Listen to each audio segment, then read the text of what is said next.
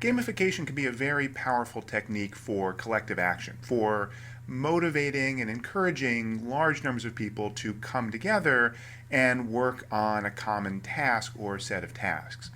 I already talked about something related to this when I described Stack Overflow and showed how the gamification design for that site encouraged pro-social and in some cases collaborative behavior, like people commenting and responding on each other's questions. But what if you have a specific objective? Stack Overflow is designed to be a forum for people learning about and getting better at programming. What if you have a task that you want to solve and you want to employ the energy and ideas and enthusiasm of a large number of people towards it?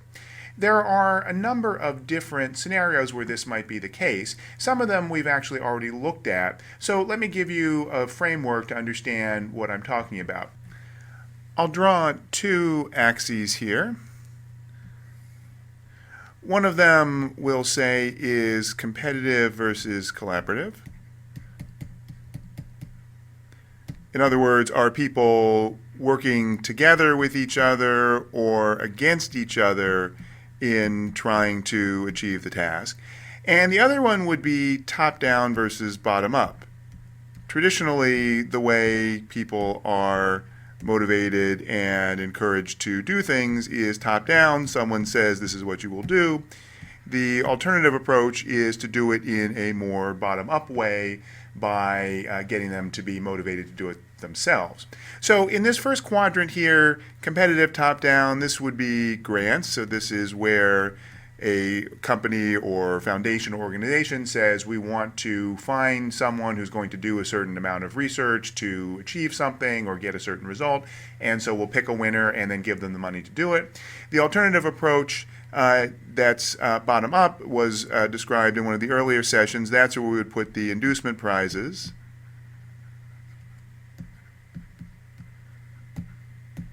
Still competitive. People or organizations or groups are competing to win the prize, but now it's bottom up. Anyone can submit to the prize and the organization only pays out to the winner. Here on the collaborative side is what I'm going to talk about more in this lecture.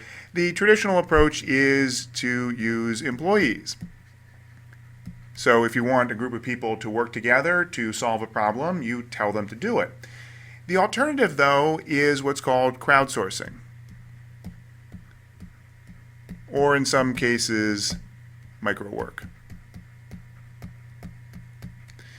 This is a family of approaches that encourage people to come together to either collaborate with each other or to each take a small part or a small amount of effort towards a task.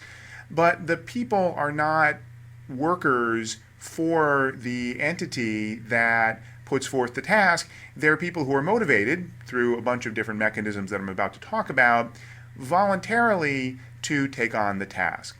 So what is it that might motivate people to take on a task if it's not for their employer? Well, one thing is, of course, money. So there are a number of platforms. Amazon's Mechanical Turk, which I'm showing you here, is the biggest and best known, which provide an environment for this collaborative, crowdsourced micro work, for people to voluntarily work on certain tasks, typically for money. It doesn't have to be for money, but typically these are situations where a company wants something done. They want someone to go check out a bunch of websites or review a bunch of documents, do some sort of task that requires some level of human intelligence. Amazon calls them here human intelligence tasks. You may not be able to see it on the graphic here, it's a little small, but they're tasks that can't easily be done by a computer, because if they could easily be done by a computer, we'd just have a computer do them. The computers are a lot cheaper and faster than people, but lots of things require some degree of thought and discrimination that humans do well. So Mechanical Turk and other things like it are platforms for people to come and do those tasks, and typically they get paid a small amount for doing it, and this has been quite successful. As you see here, there are over 200,000 of these tasks available today on Mechanical Turk. So this is one form of crowdsourcing.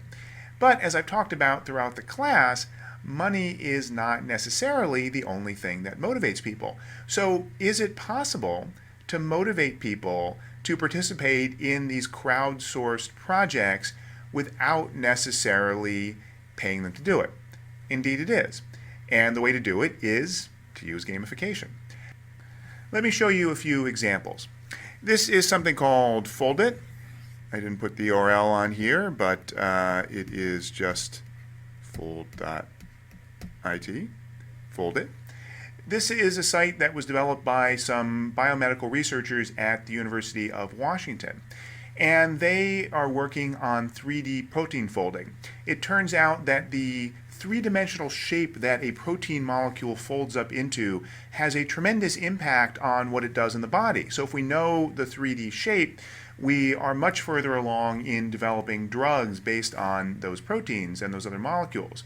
But it's incredibly computationally difficult to figure out what shape a molecule will fold into. However, people are really good at figuring this out because it's a puzzle. It's something that involves looking at these shapes and figuring out the most efficient configuration. And so Foldit is a game-like system that gives you some real-world proteins and asks you to figure out the most efficient layout. And by making this process game-like, by making it seem like fun, these researchers were able to motivate thousands of people to come together and work on these problems with some tremendous success. So there was a case in which there was a molecule that's important for AIDS research, has to do with a monkey virus that's similar to AIDS, where for 15 years researchers have been trying to figure out the 3D folding shape of that molecule, and on Foldit, volunteers were able to figure it out in just 10 days. Incredible success. And they've had a number of other examples like that, where this aspect of making something feel fun or puzzle-like, and also telling people that it's part of helping medical research, has been very successful at motivating participation, which has gotten to great results. Now, the funny thing is a lot of the press that came out after this development was announced involving the monkey virus talked about video gamers solving the problem. Online gamers were the ones who had solved the puzzle and cracked the medical research problem. And I thought that was kind of ironic, because these people were gamers only in the sense that Foldit was a game. It wasn't that Foldit deliberately recruited only people who actively played certain kinds of online games. They were gamers because they were using a site that was gamified. Foldit is a very good example, but there are a number of other examples like this where applying game-like structures can encourage voluntary participation in crowdsourced activities.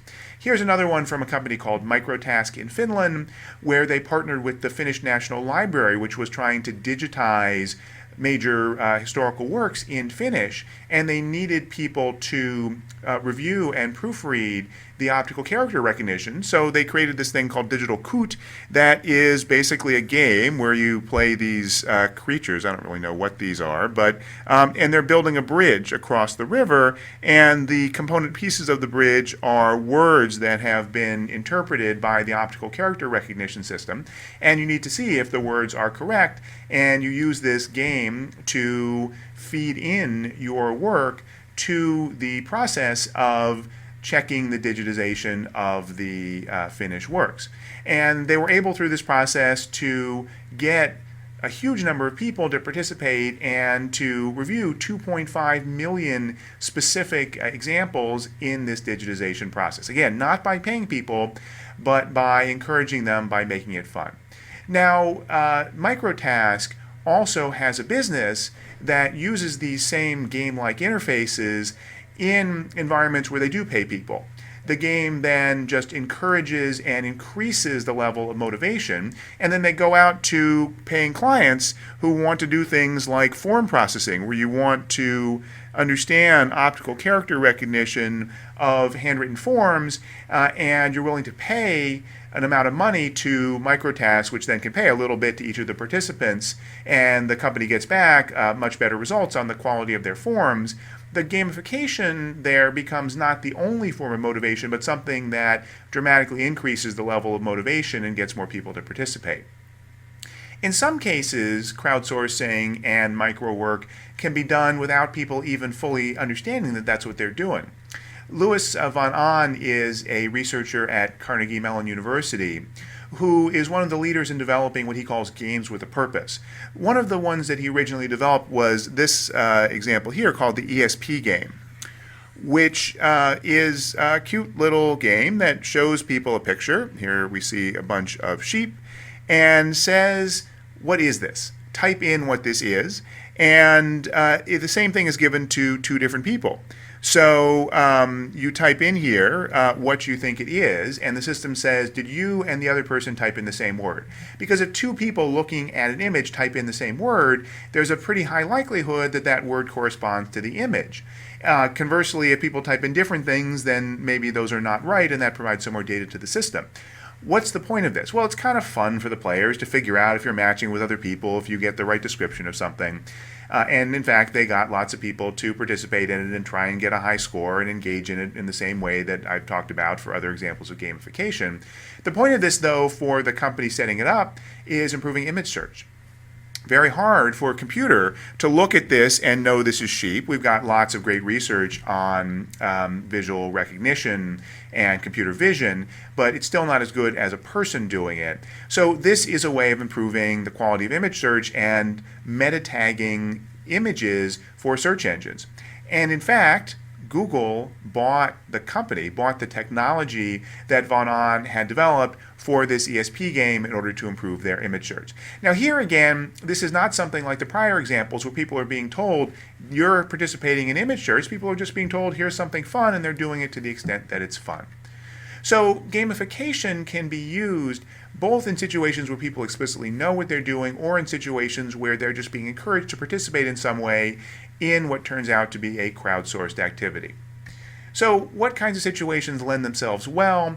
Well, they need to be tasks that can be split up easily. Fairly obvious. It needs to be a task that lots of people can work on in parallel. Either that means each person gets a little segment of the task, or many people are simultaneously trying to solve the task. And it needs to be a task, as I talked about before, that people are good at doing, because if either it's too hard for people to do or it's too easy for computers to do, the people are not the best possible solution. The second major element is it has to be something where a gamified system is a good motivational technique. There are three basic ways people can be motivated to do something crowdsourced. One is for money. One is for love. It's something that they care about, that's important to them. The Finnish library example might be a good example that people in that country want to promote the preservation of Finnish literature. Another example was when Jim Gray, who was a famous computer science researcher, disappeared on his boat in the ocean. People volunteered to scour satellite maps to try and figure out if they could find evidence of his ship, because they cared a lot about trying to save this guy who was a very revered figure in the field. So they did it not for money or because the task was fun, but because they cared about the result. So that's another situation. And the third is people being motivated for fun. And this one is really the one that we're most concerned about in gamification.